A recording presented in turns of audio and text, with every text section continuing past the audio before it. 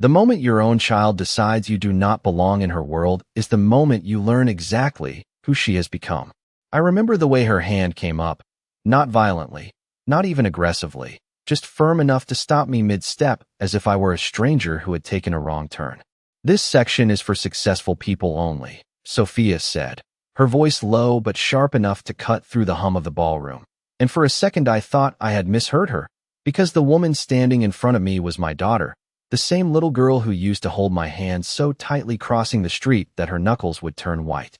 But there she was, standing beneath a chandelier that probably cost more than my first house, dressed in silk and confidence, looking at me like I was an inconvenience.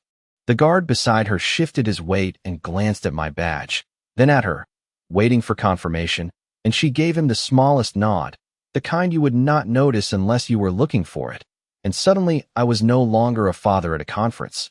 I was a problem to be redirected. I lowered my eyes to the badge clipped to my jacket, the standard attendee pass, printed in black ink on cheap cardstock, and I could feel the weight of it like it meant something now, like it defined me in a way it never had before. Around us, the room pulsed with quiet wealth, tailored suits, soft laughter, the clink of crystal glasses, and the low murmur of deals being made in voices that never needed to rise. Sophia did not raise hers either. She never had to anymore. "Dad, you should probably find your assigned seating," she added, softer this time, almost polite, as if she were doing me a favor by not making it worse. But it was worse. It was worse because she did not see it. Or maybe she did, and chose it anyway. I studied her face for a moment, searching for something familiar, something that belonged to the years before this room, before the investors and the press and the careful curation of a life that no longer had space for me. I saw none of it. Only calculation. Only distance. Behind her, a group of executives laughed at something I could not hear, and she turned slightly toward them, just enough to signal where her attention truly belonged, just enough to make it clear that this conversation was already over. I could have said something. I could have reminded her who I was, what I had done, the nights I had stayed up balancing accounts that never quite added up, so she could have a chance at something bigger, something better. But I did not. I simply nodded once, slow and deliberate, and stepped back as the guard moved forward to guide me away, his hand hovering politely near my elbow without ever touching it. The carpet changed beneath my shoes as I crossed the invisible boundary, thick and plush, giving way to something flatter, quieter, less important, and I felt it in a way that had nothing to do with fabric. I found an empty chair near the edge of the room and sat down, placing my hands on my knees, watching as my daughter returned to her world without looking back. And in that moment, I realized something cold and precise had settled inside me, something that was not anger, not even disappointment, but clarity, the kind that does not arrive all at once, but when it does, it leaves no room for doubt. And as I lifted my gaze toward the stage where the evening would soon begin, I could not shake the feeling that there was more happening in this room than anyone, including my daughter, seemed to understand. I chose a seat that faced the stage but sat far enough back that no one would feel the need to ask me anything. The kind of place where you could disappear without actually leaving. And for a few seconds I let the noise of the room wash over me like static, the low hum of conversations layered with the occasional burst of laughter, the soft clink of ice against glass, the muted footsteps on carpet that swallowed sound instead of echoing it. Everything designed to feel controlled, intentional, curated, just like the people who filled it. And yet there I was, an uninvited variable sitting quietly at the edge of a system my own daughter now navigated like she had been born into it. I adjusted the cuff of my jacket, more out of habit than necessity, and glanced down at my watch, an old stainless steel piece I had worn for over 30 years, the face scratched just enough to remind me it had seen more real work than most of the hands shaking deals across this room. And I found myself counting the seconds not because I was waiting for anything specific, but because it grounded me, because it reminded me that time had a way of revealing things that people tried very hard to hide. From where I sat, I could see Sophia clearly, positioned near the front with a cluster of executives and investors who leaned in when she spoke, their posture attentive, their smiles measured, their interest unmistakable. And I watched the way she carried herself, the slight tilt of her chin, the controlled rhythm of her gestures, the way she held eye contact just long enough to command attention without appearing to demand it. and I realized that none of it was accidental. Every movement practiced, every word chosen, every expression refined into something that signaled success to people who measured worth in numbers that rarely told the full story. A waiter passed by with a tray of champagne flutes, and for a moment our eyes met, his expression neutral but observant, the kind of look you develop when your job is to notice without being noticed, and I gave a small nod before taking a glass. The stem cooled between my fingers as I set it down on the small table beside me without taking a sip, because I was not here to celebrate anything, at least not yet. On the far side of the room, near the entrance I had just been redirected away from, I noticed a man in a dark suit speaking quietly into a headset, his gaze sweeping the crowd in a pattern that felt deliberate, not random, and when his eyes landed on me, they lingered for a fraction of a second longer than necessary, just long enough to register something, just long enough to suggest recognition without confirmation. And then he looked away, as if filing that observation for later. It was a small detail, easy to dismiss, but it did not fit the narrative that had just been imposed on me, and I had learned long ago that the smallest inconsistencies were often the ones that mattered most. I leaned back slightly in my chair, allowing myself to settle into stillness, to become part of the background in a way that made people forget I was there, and as I did, fragments of memory surfaced without invitation, not as dramatic flashbacks, but as quiet reminders, the kind that carried weight without needing to announce themselves. Like the image of Sophia at 23 sitting across from me at a kitchen table covered in paperwork, her voice tight with frustration as she explained why. The numbers were not going to work unless someone took a risk, and the way she had looked at me then, not with dismissal, but with expectation, because back then I was not a liability to be managed, I was a resource to be trusted. The lights in the room shifted slightly, dimming just enough to signal that the program was about to begin, and the conversation softened in response, people instinctively turning their attention toward the stage where a large screen displayed the conference branding in clean, modern lettering, the kind of design that suggested innovation without ever revealing the messy reality behind it. And I noticed again the man with the headset moving closer to the front, exchanging a brief word with another staff member who followed his gaze in my direction before nodding once, subtle, efficient, purposeful. I did not react. I did not signal that I had seen it. Instead, I folded my hands loosely in my lap and kept my expression neutral, allowing the moment to pass without interruption, because whatever was unfolding, it was not something that needed my interference, at least not yet. On stage, a woman stepped up to the microphone, her posture confident, her smile practiced, and as she began to welcome the audience, her voice carried clearly through the room, smooth and controlled. But beneath it I could feel the same underlying current I had noticed earlier, something shifting just below the surface, something not yet visible to most of the people sitting comfortably in their seats. Convinced they understood exactly how this evening would go, I let my gaze drift once more towards Sophia, who stood poised and self-assured among her peers, unaware of the small adjustments happening around her, unaware of the quiet signals being exchanged, and for the first time since I had taken that seat, I felt a faint sense of inevitability settle in, not as anticipation, but as certainty, the kind that comes when you recognize that a story has already been set in motion and all that remains is for it to reveal itself in full view of those who believe they were writing it. The woman at the microphone continued speaking, her tone steady and polished, outlining the evening's agenda with the kind of precision that suggested everything had been rehearsed down to the second. And yet there was a subtle hesitation between two of her sentences, barely noticeable unless you were listening for it, a fraction of a pause that did not belong in a script this refined. And I watched as her eyes flicked briefly toward the side of the stage where the man with the headset now stood partially concealed behind a curtain, his posture rigid, his attention fixed not on her, but on something unfolding just beyond the audience's awareness. I shifted my gaze without moving my head, a habit I had developed years ago when observing a room mattered more than being seen in it, and I noticed a second staff member approaching him, a woman holding a tablet close to her chest, her steps quick but controlled, the two of them exchanging a few quiet words before she turned and scanned the audience in a deliberate arc that ended, unmistakably, in my direction, her expression tightening for just a moment as if confirming a detail she had been instructed to verify. I did not react, did not offer acknowledgement, because whatever they were looking for, it was not something I needed to explain, and more importantly, it was not something I needed to rush.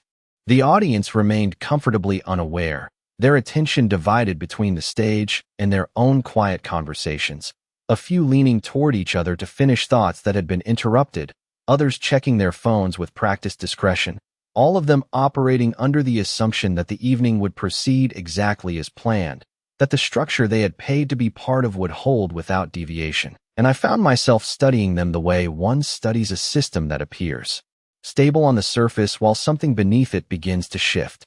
On stage, the speaker transitioned into acknowledging sponsors, her voice lifting slightly with each name, the rhythm returning to its expected cadence. And as she spoke, I saw Sophia step a little closer to the front row, positioning herself where she could be seen without appearing to seek attention, her smile returning, her posture composed, every detail of her presence reinforcing the narrative she had built for herself in this room.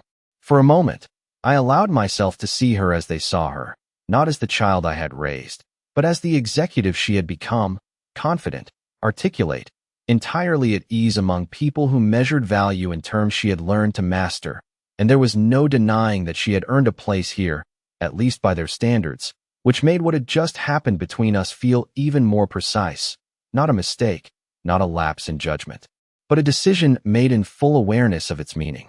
I rested my hands together, fingers loosely interlaced, and let my breathing settle into a slow, even rhythm, the kind that steadies your thoughts when you are waiting for something you cannot yet see but know is coming.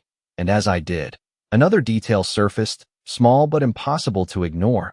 The large screen behind the speaker flickered for a fraction of a second, not enough for most people to notice, but enough for me to catch a glimpse of something that did not match the current slide. A different layout, a different set of text, gone almost as quickly as it appeared, replaced again by the sponsor logos that rotated in clean, predictable intervals.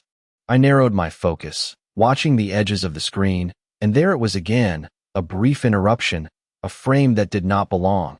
And this time I was certain it was not a glitch, because the man with the headset looked up at the exact same moment, his jaw tightening slightly as he spoke into his microphone with a quiet urgency that contrasted sharply with the calm presentation on stage.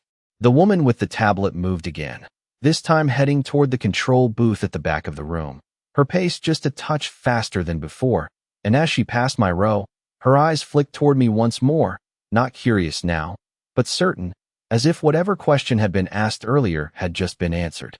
I felt the weight of that certainty settle into place, not as a burden, but as confirmation of something I had already begun to understand, that the narrative unfolding in this room was not as fixed as it appeared, that the roles people believed they were playing might not hold for much longer, and that the line I had been quietly moved across at the entrance was not the boundary they thought it was.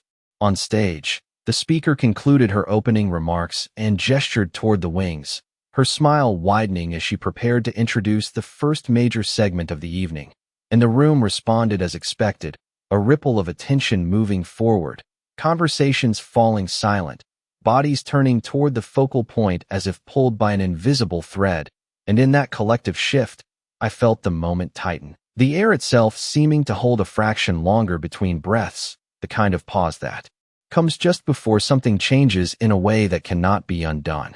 I let my gaze settle once more on Sophia, who now stood poised near the edge of the stage, her expression composed, her confidence intact, unaware that the small adjustments I had been watching were converging into something larger, something that would not ask for permission before revealing itself.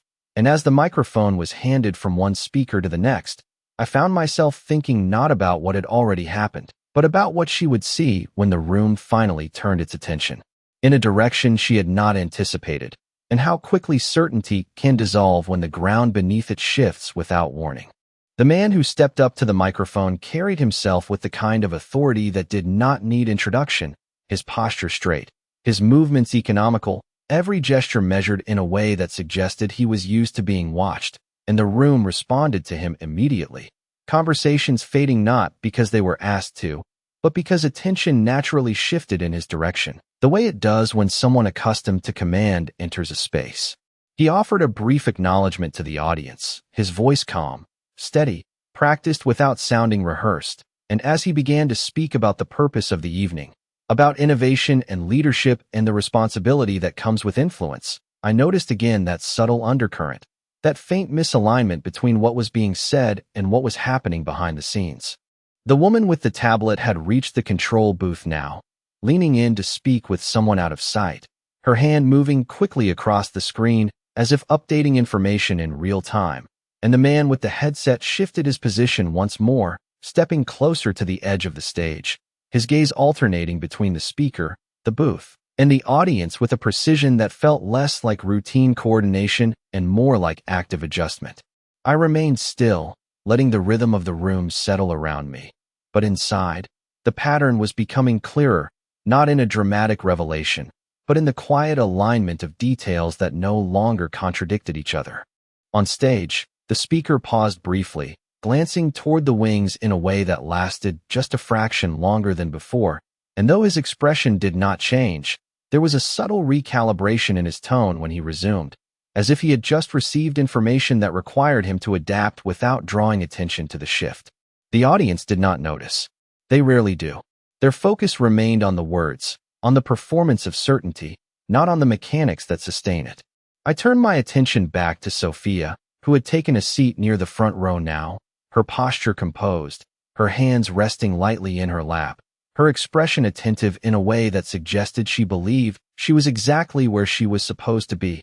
And for a moment, I wondered if she felt any of what I was beginning to sense, any hint that the structure she trusted was being quietly reconfigured around her. There was no sign of it. She listened. She nodded at the appropriate moments. She leaned slightly toward the person beside her when they exchanged a brief comment. All of it seamless. All of it consistent with the version of herself she had chosen to present.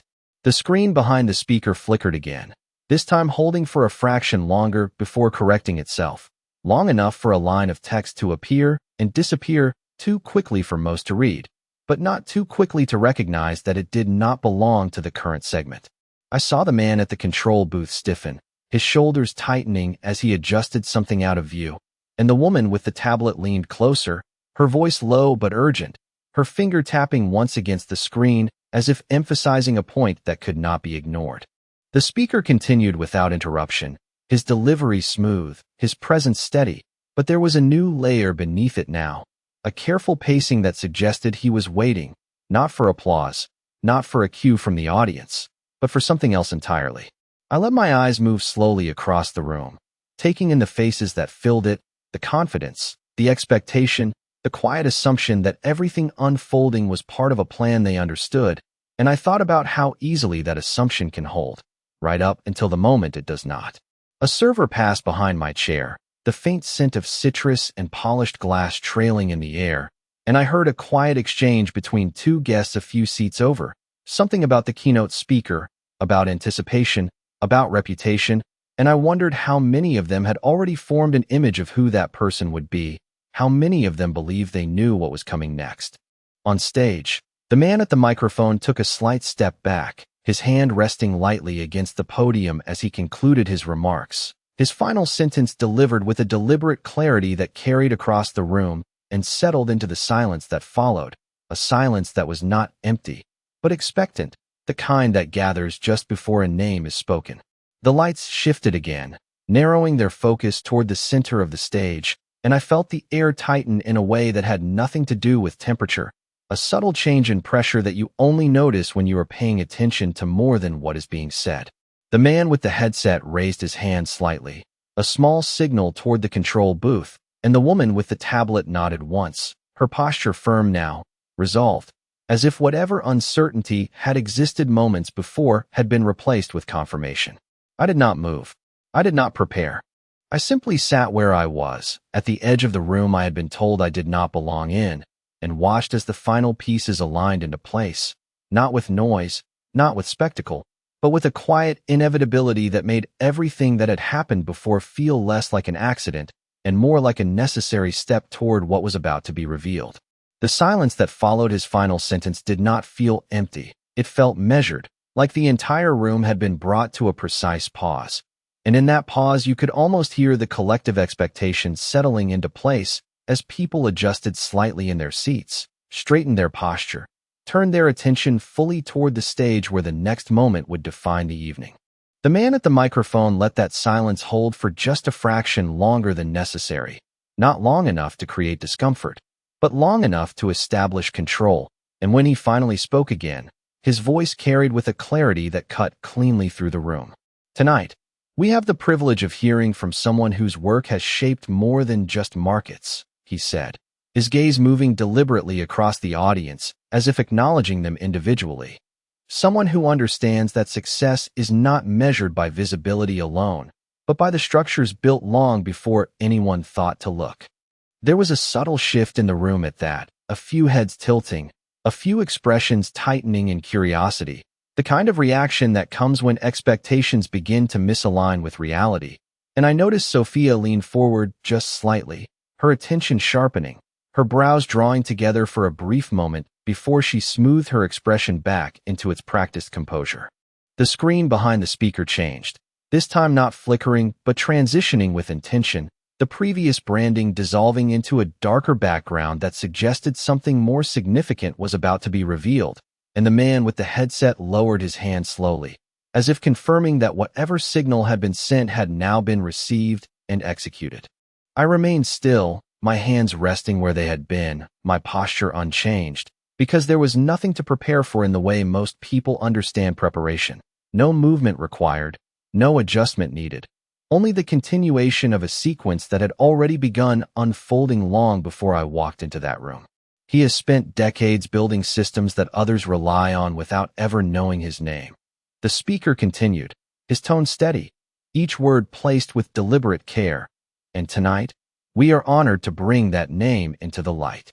A ripple moved through the audience then, subtle but unmistakable, a quiet exchange of glances, a shifting of attention that no longer centered entirely on the stage, but began to extend outward, searching, anticipating, trying to reconcile what they were hearing with what they thought they knew. I could feel that ripple reach the edges of the room, could sense the moment it passed over the row where I sat, and still I did not move, did not lift my gaze too quickly, did not signal recognition of what was happening, because timing, I had learned, matters as much as truth. Sophia turned her head slightly, scanning the front rows first, then the sections just beyond, her expression controlled but no longer entirely certain.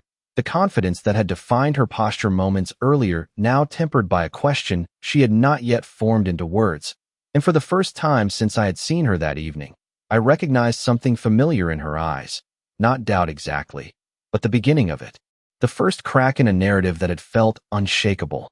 The speaker paused again, not out of hesitation, but with intention, allowing that uncertainty to settle just long enough to deepen. And then he delivered the line that would anchor everything that followed. Please join me in welcoming our keynote speaker, he said, his voice lifting just slightly to carry the weight of the moment, Mr. Daniel Whitmore. The name did not echo immediately. It landed first, like a stone dropped into still water, and for a fraction of a second, the room held it without reaction, as if the sound itself needed to be processed before meaning could attach to it. And then the ripple began, not from the front where attention had been fixed, but from the back, from the edges, from the places where people had not expected significance to emerge. Heads turned, slowly at first, then with increasing clarity of purpose, rows of faces shifting in unison as the realization spread that the direction of attention had changed, that the focal point was no longer the stage alone, but somewhere within the audience itself. I lifted my gaze then, not abruptly, not dramatically, but with the same measured control I had maintained from the moment I entered the room, and as the light began to adjust, as a narrow beam found its way across the space to where I sat, I could feel the shift complete, not in noise, not in spectacle, but in awareness, the kind that cannot be undone once it takes hold. And in that moment, as the room turned fully toward me, I saw Sophia's eyes meet mine from across the distance she had so carefully created, and I knew she understood, not everything, not yet, but enough to realize that the line she had drawn at the entrance had never been where she thought it was.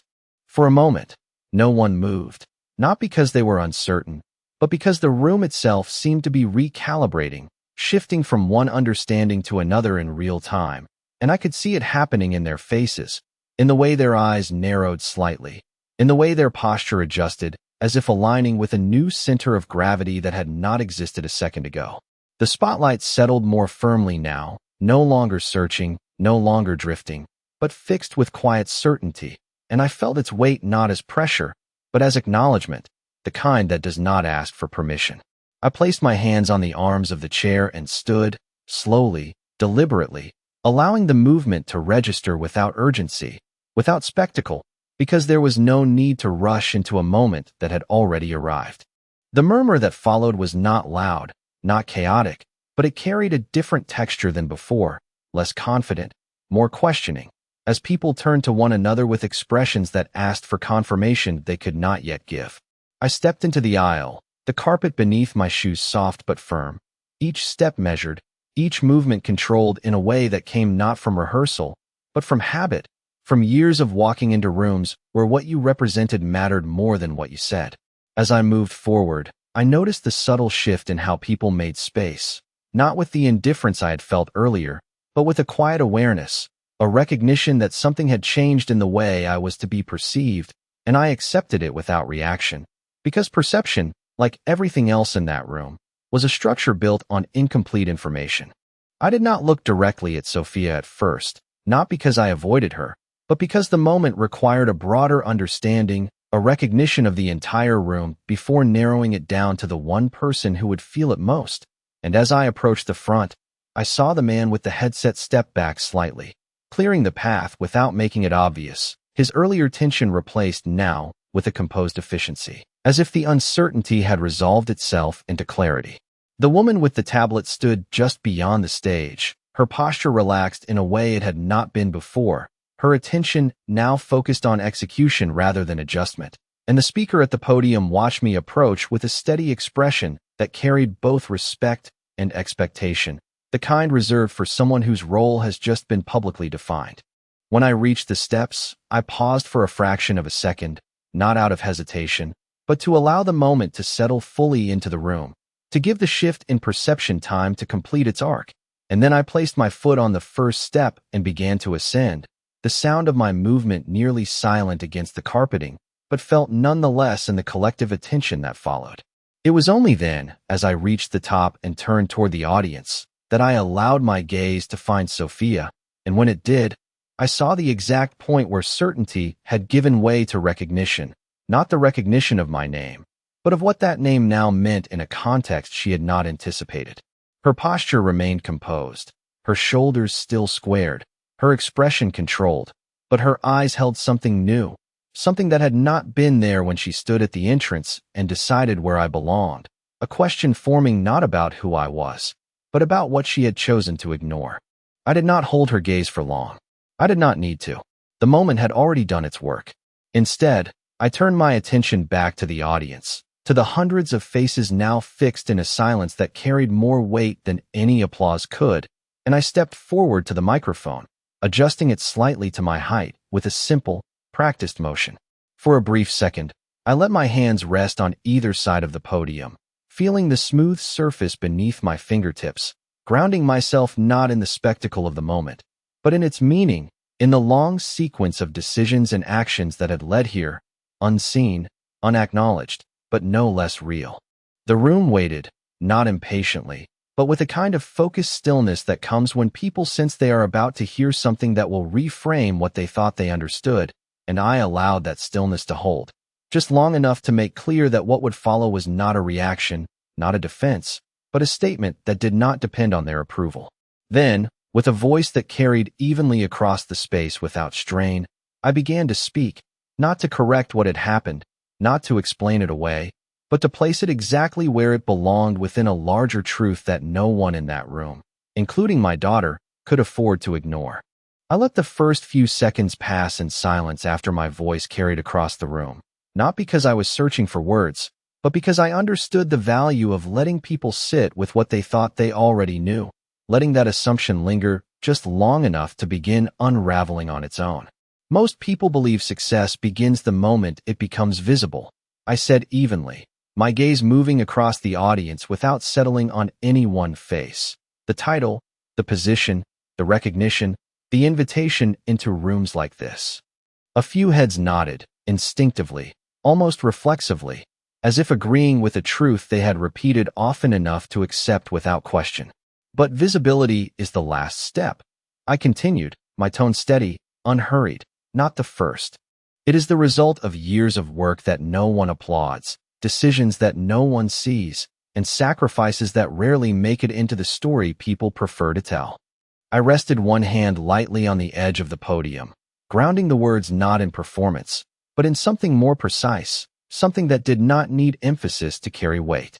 There is a difference between building something and inheriting the outcome of it, I said, allowing that line to settle just slightly longer, just enough for the room to begin drawing its own connections, and that difference is often invisible until the moment it matters most. I could feel the shift again, subtle but unmistakable, the way attention sharpened, the way posture adjusted as people leaned into the meaning behind the words rather than the words themselves, and I let my gaze drift briefly toward the front row, not directly at Sophia, but close enough that the proximity of the moment could not be ignored. I have spent my life in industries where systems matter more than personalities, I continued, where what holds everything together is not what people celebrate, but what they overlook, the structure beneath the surface that allows everything else to exist. I paused, not to create tension, but to give the room space to recognize the pattern forming, the alignment between what they had just witnessed and what I was describing without ever naming it outright. When those systems are misunderstood, or worse, taken for granted, something interesting happens, I said, my voice remaining calm, measured. People begin to believe they are the source of the stability they are actually benefiting from. A quiet stillness spread through the audience, not uncomfortable, but attentive in a deeper way than before, the kind that comes when a message begins to move beyond abstraction into something personal. I could sense it reaching the edges of the room, settling into the spaces between people, into the small calculations happening behind composed expressions. That belief can be useful, I added. It can create confidence, momentum, even innovation, but it can also create blind spots, moments where judgment is no longer based on understanding, but on assumption. I allowed a faint breath to pass before continuing, maintaining the same controlled cadence that had guided every word so far. And assumption, I said, has a way of revealing itself at the exact moment it is least convenient. There was no need to raise my voice, no need to dramatize the point, because the room had already begun to feel it, not as a lesson being delivered, but as a realization forming internally, individually, across dozens of perspectives at once. I let my gaze move once more across the audience, this time allowing it to settle, briefly, on Sophia, not as a confrontation, not as a challenge, but as an acknowledgement that required no explanation, and then I returned my attention forward. The question is not whether we will make those assumptions, I continued, because we all do. The question is what we choose to do when we realize we were wrong. I let that sentence land without interruption, without elaboration, trusting its weight to carry where it needed to go, and in the silence that followed, I could feel the room fully transition, no longer anchored to expectation, but to awareness, the kind that does not announce itself, but changes everything about how the next moment will be understood. The question did not leave the space between us. It stayed there, steady, unresolved, like everything else that had not been decided yet. Part of the problem or part of the solution. I could still feel the weight of it in my chest, pressing in from both sides. Adrian did not rush to answer. He never did.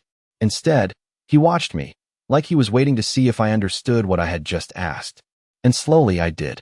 This was not a question he could answer for me. It was a line I had to cross on my own.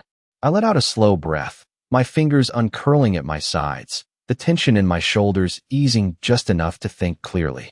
So there is no safe option, I said quietly. It was not fear anymore. It was recognition. He held my gaze, steady. There is a controlled one, he replied. I nodded once. That was consistent. That was the only thing that had been consistent since I stepped into this. I moved a few steps closer to the window again, needing the distance, needing the city lights beneath me to remind me that the world still existed outside this room. But it felt different now, smaller somehow, less important than the space I was standing in. If I leave, I said slowly, thinking it through out loud, I stay visible without understanding why. I react instead of prepare. Yes. And if I stay, I continued, I step deeper into something I never planned to be part of. Yes. The simplicity of his answers made it harder, not easier. I let out a breath, my reflection faint in the glass again, but this time I recognized her. Not the same version of me from earlier tonight. Something sharper, more aware. You said belonging is a choice, I said, turning back to him. And presence is a fact.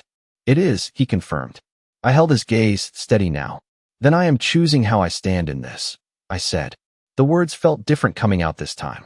Not reactive, intentional. Something shifted in his expression again. Not approval, not relief. Something more aligned. Like he had been waiting for that exact moment. Good, he said quietly. I took a step closer, closing the distance between us just enough that I could feel the difference in the space. Then answer me this, I said. If I stay, what changes? This time, he did not pause. Your position, he said. From what? From someone who reacted to someone who understands. The distinction settled into place immediately. It was not about control. It was about awareness. And awareness meant choice. Real choice. Even if the options were limited. I nodded slowly, letting that anchor itself. And what do you expect from someone who understands? I asked. His gaze sharpened slightly, like the question mattered more than anything else I had asked so far. That they stop acting without thinking, he said, and start deciding with purpose. The words landed deeper than anything else, because they did not feel like instructions. They felt like a shift, a line I had already crossed without realizing it. I exhaled slowly, my thoughts settling into something clearer now. Then I need to know the direction, I said. Not everything, just enough to not make the wrong move. He studied me for a moment, like he was measuring that request, weighing it against something I could not see. Then he nodded once. Fair, he said. The word felt deliberate. Chosen. I had not expected him to use it. He moved past me then, stepping closer to the window, his gaze shifting out over the city again. What happened tonight was not isolated, he said. It is part of something that has been building for some time. I listened carefully, my focus narrowing again. And the plan was to continue that without interruption, I said. Yes. Until I interfered. Yes. I crossed my arms again, grounding myself in the motion, but this time it felt different. Not defensive. Centered. So now the person behind it knows something changed, I said. They know the outcome was altered. Correct. I took a breath. And they will adjust. They already are. The certainty in his voice made my chest tighten again, but I did not step back. Not this time. I stayed where I was, holding onto the clarity I had just found. Then staying means I am not just reacting to that adjustment, I said. I am preparing for it. He turned slightly, his gaze finding mine again. Yes. I nodded once, the decision settling fully now. Not easy, not comfortable, but clear. Then I stay, I said. The words did not feel like surrender. They felt like control in a different form. His expression did not change dramatically, but something in his posture shifted. A quiet acknowledgement. Then you do not leave my sight, he said. It was not a command. It was a condition. I held his gaze, steady. Not because you said so, I replied. Because I understand why. A brief pause. Then he nodded once. Agreement. Real this time. The silence that followed was different from before. Not tense. Not uncertain. Defined. And as I stood there, looking at him, I realized something that settled deeper than everything else. I had not just chosen to stay. I had chosen to see this through. And that meant whatever came next. I would not be the same person who ran out that door without thinking. I let my last words settle into the quiet, not adding to them, not softening them, allowing the meaning to expand in the minds of everyone in that room at their own pace. Because truth does not need reinforcement when it is recognized. It simply needs space. Then I shifted slightly, just enough to signal that what came next was not a continuation of abstraction, but something more defined, something grounded in reality rather than principle. The challenge, I said, my voice steady, is that recognition rarely comes at a convenient time. It does not wait for you to be ready. It does not adjust itself to protect your image or your position. I paused briefly, letting that settle, watching the subtle reactions ripple through the audience, the tightening of expressions, the slight narrowing of eyes as people began to internalize the direction of the message. It arrives in moments, I continued, small ones at first.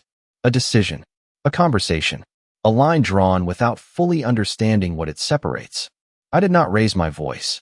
I did not emphasize the words beyond their natural weight, but I allowed a slight shift in pacing, just enough for the connection to form between what had been said and what had been witnessed.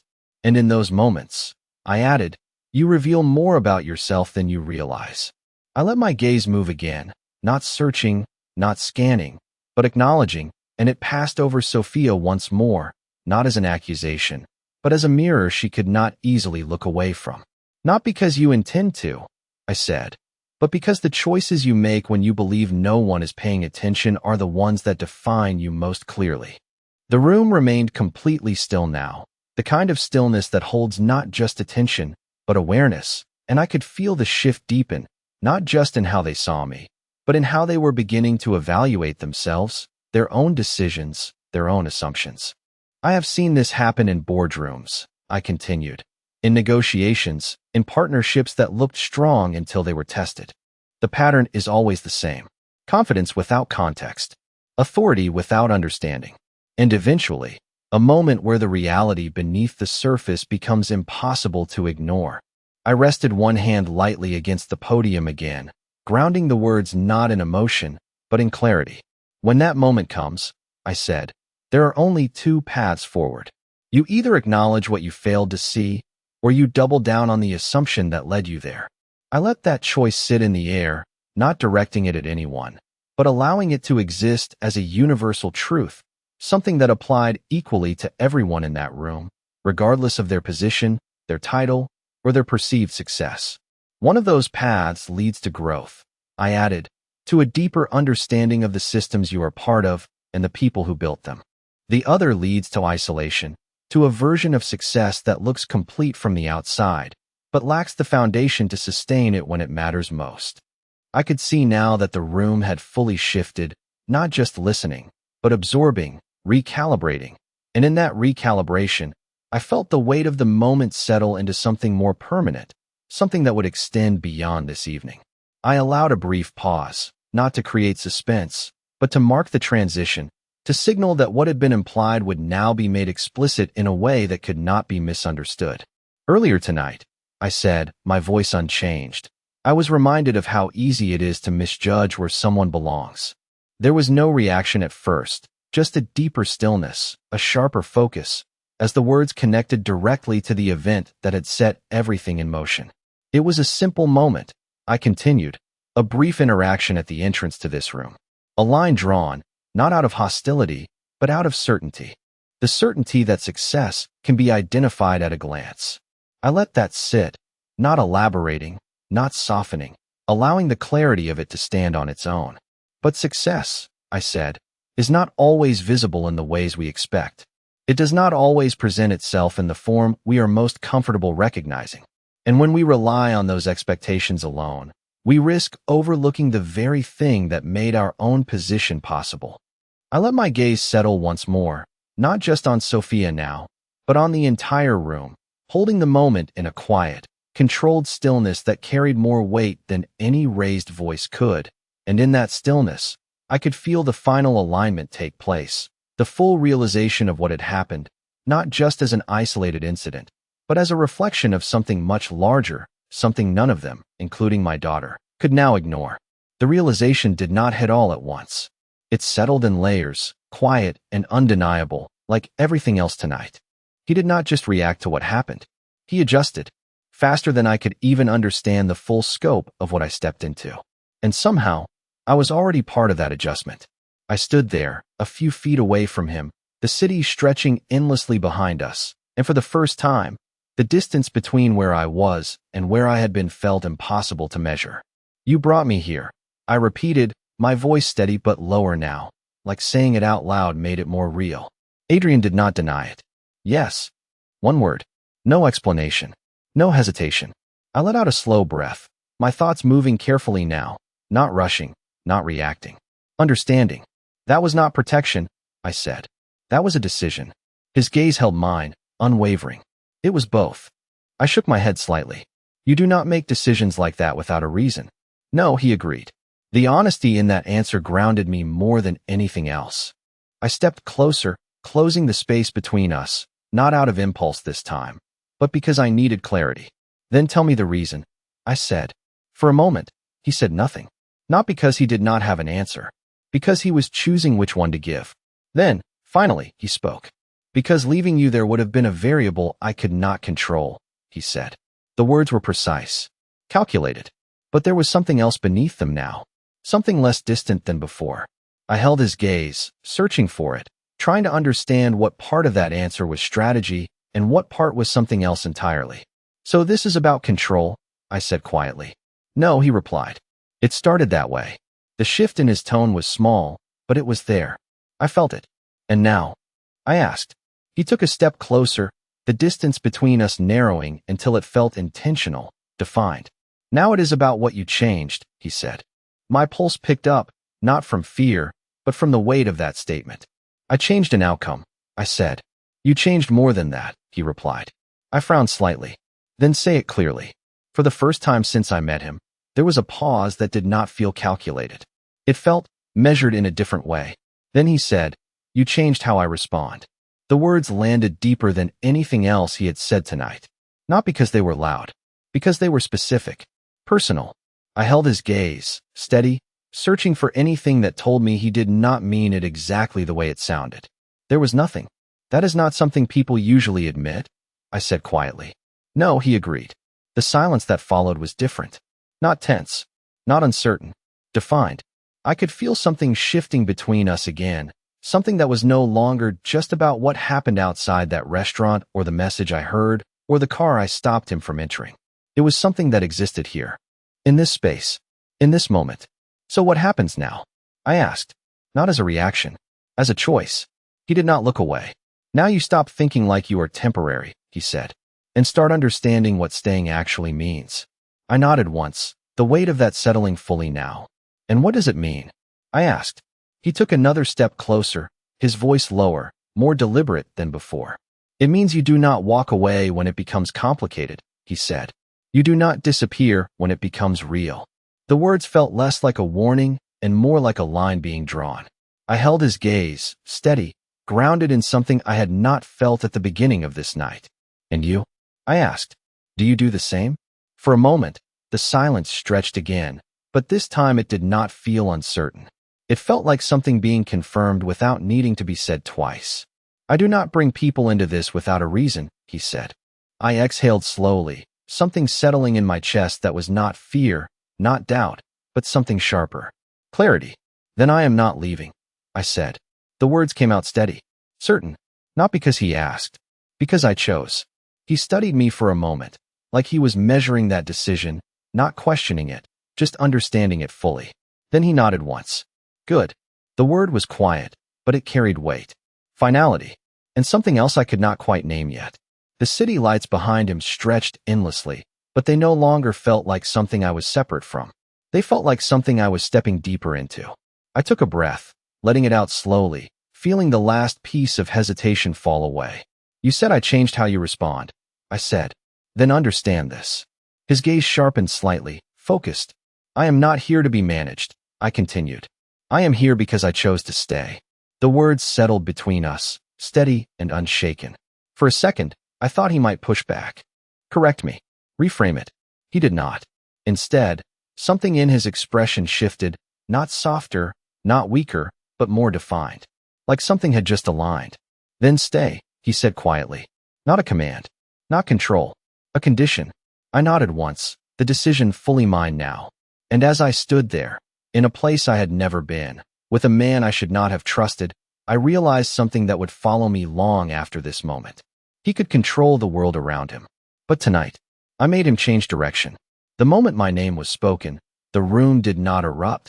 It shifted, and that shift carried more weight than any applause ever could, because it was not just sound that changed. It was perception, alignment, the quiet recalculation happening behind every composed expression as people adjusted their understanding in real time.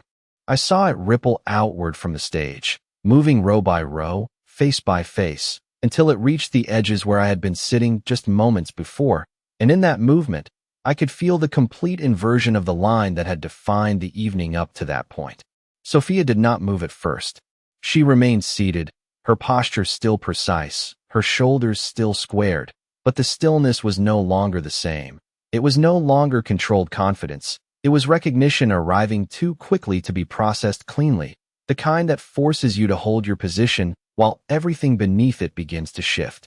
I stepped forward from the podium, not to command the room, but to meet it where it now stood, and as I did, I could see the subtle reactions unfolding in layers, the executives near the front exchanging brief glances, the investors recalibrating their posture, the staff relaxing into a certainty that had replaced their earlier tension. The man with the headset no longer scanned the room. He watched me directly now, his expression neutral but resolved, as if confirming that the sequence had completed exactly as intended. The large screen behind me transitioned again, this time displaying my name in full, clean lettering against a dark background, accompanied by a brief list of achievements that most of the room had not expected to associate with the man they had not noticed minutes earlier, and I could hear the faintest murmur begin, not confusion, not disbelief, but recognition catching up to information. I did not turn to look at it. I did not need to. The room was already doing that for me. Instead, I let my gaze move naturally, unhurried, until it found Sophia again, and this time I did not pass over her. I held it, not with accusation, not with anger, but with a clarity that required no explanation, because everything that needed to be understood had already been revealed in front of everyone. Her expression remained composed, but the precision had softened, the certainty replaced by something more complex, something that carried both awareness and the beginning of accountability. And for a brief moment, I saw the distance she had created collapse into something immediate, something she could no longer position herself outside of. I did not speak. I did not add to the moment. I simply stood there, allowing the room to fully absorb what had already happened, allowing the weight of it to settle without interference, because the power of the moment was not in what I could say next, but in what had just been made undeniable. The applause came then, not sudden, not explosive, but rising in a controlled wave, measured and respectful, the kind of response that acknowledges not just presence, but significance. And as it built, I inclined my head slightly, not in gratitude alone, but in recognition of the shift that had taken place, a shift that extended beyond me, beyond the stage, into the understanding of everyone who had just witnessed it.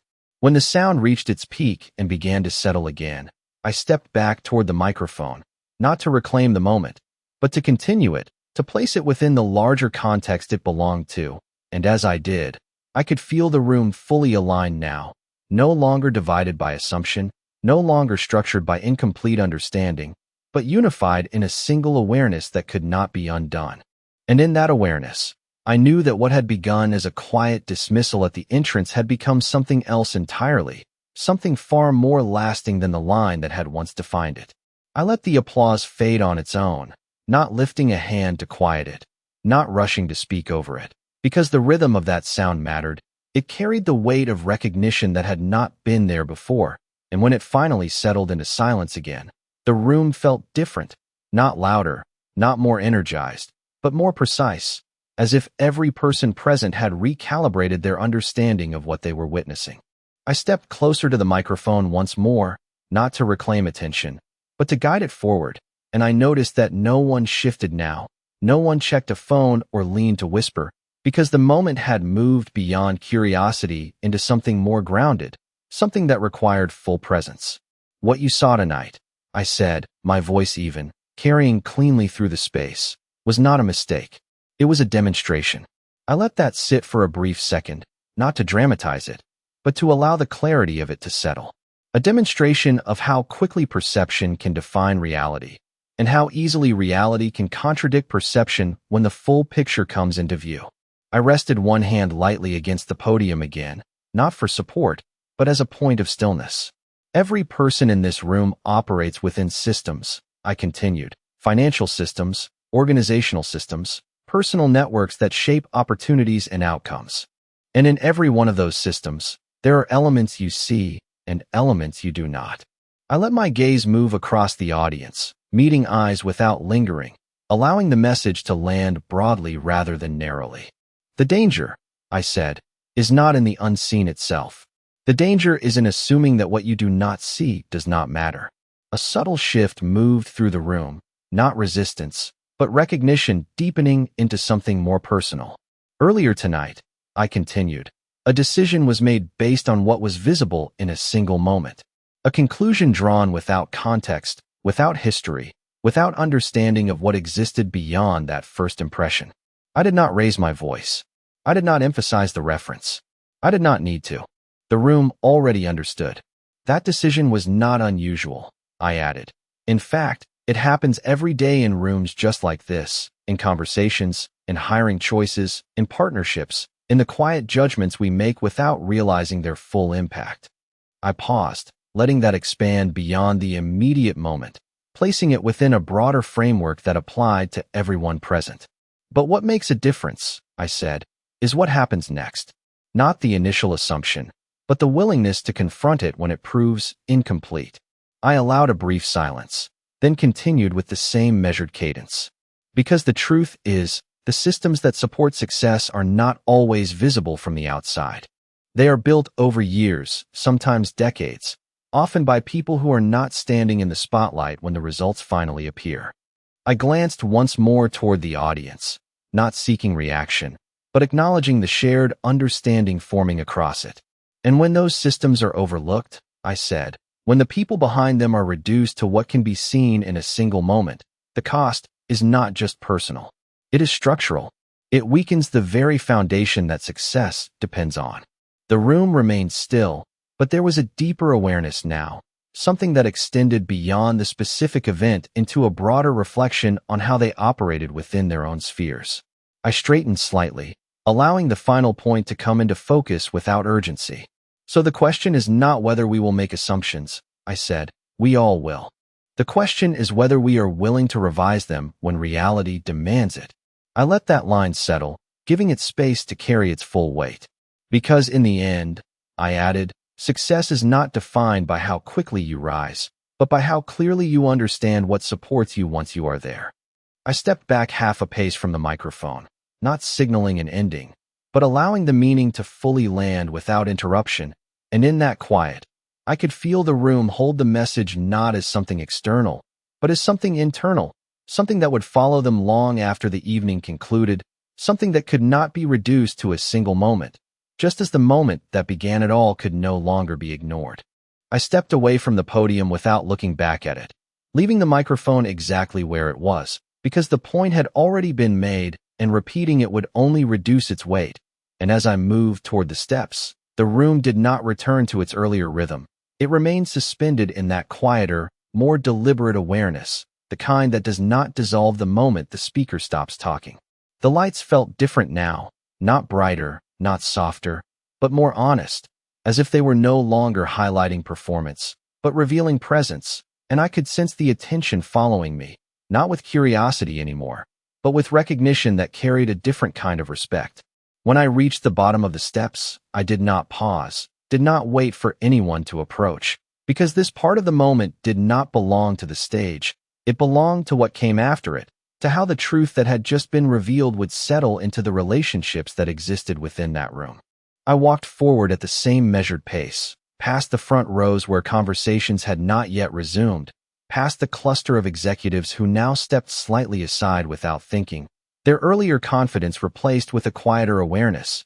And as I moved, I could feel the structure of the room had changed, not physically, but in the way people occupied it. The invisible lines that had once defined access and belonging had been erased without anyone announcing it. And in their place was something more precise, something based not on assumption, but on understanding. It was only when I drew closer to the aisle where Sophia stood that I allowed my attention to narrow, not abruptly, but naturally, as if the moment itself had guided me there. She had not moved far from where she had been seated, but everything about her posture had changed, not collapsed, not diminished, but recalibrated, as if she was standing inside a version of the room that no longer matched the one she had entered. For a brief second, neither of us spoke, and that silence carried more meaning than anything either of us could have said, because it was not empty. It was full of recognition, of everything that had just unfolded and everything it implied. I did not rush to fill it. I did not offer explanation or correction. I simply met her gaze with the same calm clarity that had guided every word on stage, not to confront, not to demand, but to acknowledge. You understand now, I said quietly, my voice low enough that it did not carry beyond the space between us, but steady enough that it did not waver, and I could see the answer form in her expression before she spoke, not as a reaction, but as an acceptance that could not be undone. She nodded once, small, controlled, but real, and in that single movement, I saw the shift complete, not in the room, but in her, the transition from assumption to awareness, from certainty to understanding. I did not press further. I did not need to. The moment had already done what it was meant to do. I inclined my head slightly, not as approval, not as dismissal, but as recognition of the choice that now stood in front of her, the same choice I had spoken about only minutes earlier, and then I stepped past her, continuing forward without hesitation, because what came next was no longer mine to define. As I moved toward the exit, the sounds of the room began to return, softly at first, conversations restarting in lower tones, measured, reflective, and I knew that what had happened would not be forgotten, not because of who stood on the stage, but because of what had been revealed in the process. And as I reached the doors that had once marked the boundary of where I was allowed to be, I did not slow down, I did not look back, because the only thing that mattered now was not the line that had been drawn, but the understanding that it had never held the power they believed it did.